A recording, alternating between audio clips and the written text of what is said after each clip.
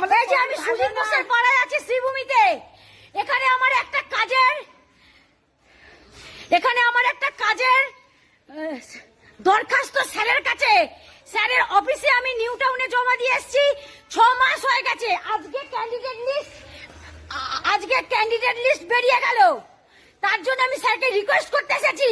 এখানে কি করছে? এইসব পুলিশ দিয়ে, লোকজন দিয়ে তাড়াচ্ছে। যারা বলে যে সেই ভগবান, মানুষের এ করে, আসলে হচ্ছে নিজের ভাইপো, শালি, তারপর পাড়ার লোকজনদের ভালো ডিপার্টমেন্টে দেবে বলে শুধু এইসব নাটক, শুধুমাত্র তাদের ভালো ডিপার্টমেন্টে দেবে বলে এইসব নাটক।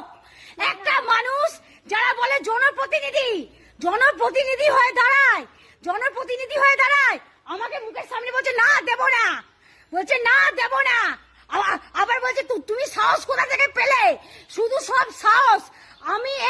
আমি কোন তৃণমূল, বিজেপি, সিপিএম কেউ নই। মমতা ব্যানার্জি একজন নারী। মমতা ব্যানার্জির সাহসকে যদি সবাই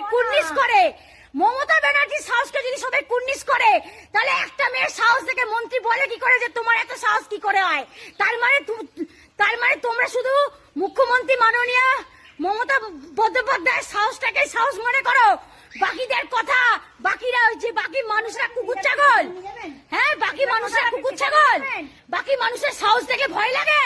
বাকি মানুষের সাহস দেখে গা জ্বলে? হ্যাঁ, একটা চাকরির জন্য ওটা স্যারের মিনিস্টারের কোটা থেকেই দেওয়া, কিন্তু পোস্টিং দিয়েছে কোথায়?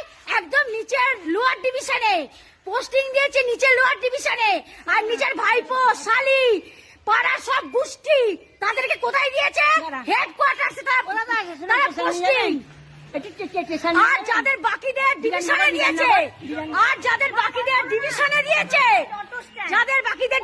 দিয়েছে, তারা পাশে বিজনেস করে। ওনার কোটাতে উনি যাদের ডিভিশনে পোস্টিং দিয়েছে তারা বিজনেস করে সাইডে। আর আমার সাথে যে দুজন অ্যাটেন্ডেন্ট ছিল তাদের ডিজিতে মানে হেডকোয়ার্টারসে দিয়েছে, তাদেরকে হেডকোয়ার্টারসে দিয়েছে। সেই প্রেয়ার